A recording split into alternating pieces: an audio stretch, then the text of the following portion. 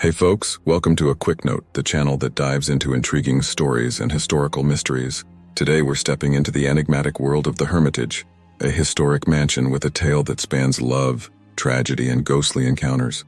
But before we embark on this journey, don't forget to hit that like button and subscribe for more captivating content. When I was a kid, I used to spend some awesome summers at Canterbury Hills overnight camp in Ancaster, Ontario, swimming, crafting like crazy, belting out tunes by the campfire, wandering off to a forest chapel, and even camping out in the woods for a night. It was a blast, and I've got a treasure trove of memories with my camp buddies. One thing that really sticks in my mind is this old cool building we stumbled upon at the end of a forest trail. Our cabin leaders spun tales about it being haunted, and let me tell you, sitting against those crumbly walls in the quiet woods made it easy to believe. Fast forward about 16 years and I'm curious about what happened to those ruins. Turns out they're still there, standing tall.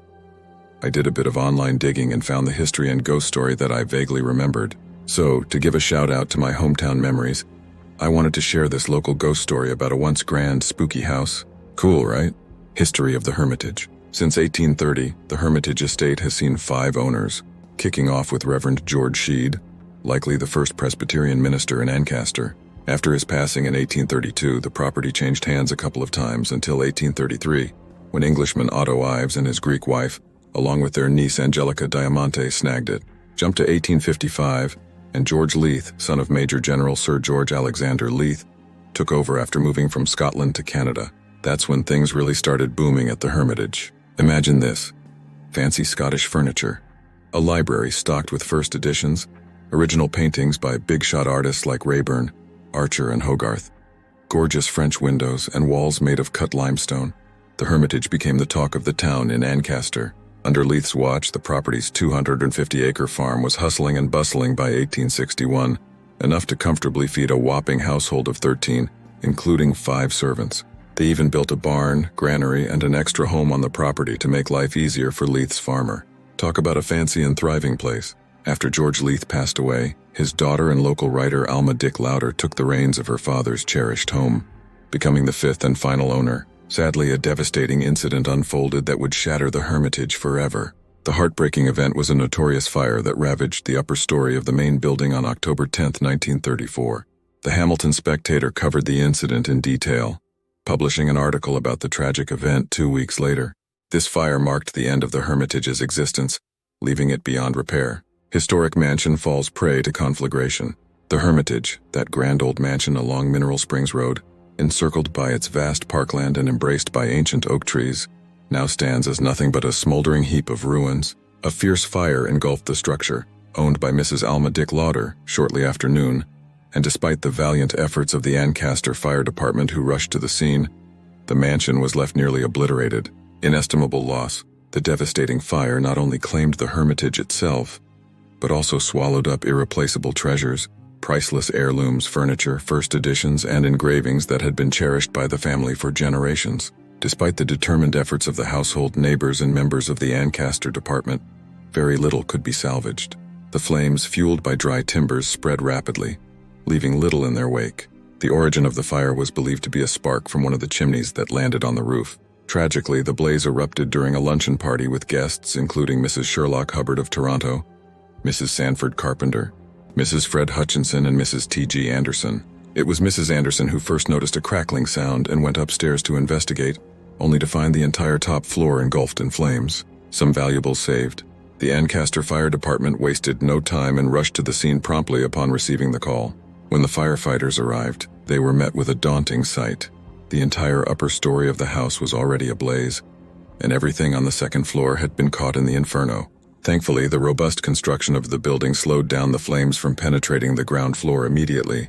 This gave the firemen a window of opportunity to clear out all furniture and valuables from that part of the house. Colonel Clifford Hurt. Colonel E.W. Clifford, a dedicated member of the Ancaster Volunteer Fire Brigade, endured a painful head injury when he was struck by a falling shard of glass during the firefighting efforts. Fortunately, the injury wasn't severe. The community and the literary world, however, suffered an irreparable loss in the blaze at the Hermitage. Among the casualties were original sketches by Hogarth and Archer, cherished by the family for many years. Additionally, the flames claimed numerous priceless books from the Leith Library and furniture that had been brought over from the family estates in Scotland. It was a heartbreaking blow to both the local community and the broader world of literature and art. From the Hamilton Spectator, 23rd of October 1934. After her home was reduced to ruins, Alma Dick Lauder showed incredible resilience. Instead of leaving, she chose to stay on the property, initially residing in a tent lent to her by a friend. Eventually, a small house was built within the remains, and Alma moved in after a few weeks of living outdoors. In this modest dwelling, she spent the rest of her days surrounded by her animals and what remained of her family's possessions until her passing in 1942. In 1948, the property shifted out of the Leith family's ownership and underwent subsequent changes. Ultimately, in 1972, the Hamilton Region Conservation Authority took ownership of the land, marking a new chapter in the history of the Hermitage. Ghosts in the Ruins. One of the spookiest tales tied to the Hermitage features Angelica Diamante, the niece of Otto Ives, the third owner of the property. Legend has it that a guy named William Black worked as a coachman for Otto and fell head over heels for Angelica. When William proposed to marry Angelica, Otto shot down the idea due to William's lower social status. The next morning, William, who hadn't shown up for work, was discovered hanging from the stable rafters after a brief search. The ghostly presence of William Black is said to haunt two spots. First, on the Hermitage grounds, he's seen holding the very rope he used for his tragic end, wandering aimlessly for eternity without his beloved Angelica. The second location is at the crossroads of Lover's Lane and Sulphur Spring Road. Since suicides weren't typically buried in cemeteries at the time, Otto Ives supposedly laid William to rest at these crossroads. Here on moonlit nights, William's ghost is said to softly cry as he searches for his lost love, Angelica, who moved to Wales with her aunt 2 years after her uncle's passing. Some folks claim to have glimpsed William's ghost pacing back and forth between the crossroads and the Hermitage, shrouded in the darkness of the forest. Spooky, right? The name Lover's Lane carries the weight of a tragic love story between William and Angelica, adding an extra layer of mystery to the place. However, conflicting versions of the tale exist, with some asserting that William's body was buried right on the Hermitage property itself. Like any local legend, you're likely to hear different renditions depending on who you ask. Another frequent ghost sighting at the Hermitage involves a figure wandering the second story of the home, seemingly floating above a floor that vanished long ago. Some like to imagine this specter as the ghost of Alma, reliving in death the glorious days of her family's home before the destructive fire. There are also eerie reports of the house spontaneously appearing in its original form, as if the devastating fire never occurred. A similar phenomenon has been claimed for the former stately home Knighton Gorges on England's Isle of Wight, which is said to manifest in a ghostly form on New Year's Eve. Ghostly tales certainly add an extra layer of intrigue to these historic places. Despite the unyielding interest in the paranormal and historical significance of the Hermitage, the past decade has sparked discussions about the uncertain future of its unstable ruins. In 2016, a restoration project kicked off, involving a $460,000 investment and 6 months of meticulous work to disassemble, catalog, stabilize, and then reassemble the ruins. Fortunately, the Hermitage still stands today, well, at least its walls do, and ghost tours continue to provide guided walks around the property. If you decide to explore the area and happen to encounter the ghost of William, maybe consider offering him a hug. It sounds like he could really use it. Ghostly tales aside, the ongoing efforts to preserve the Hermitage ensure that its rich history and mysterious charm endure for generations to come.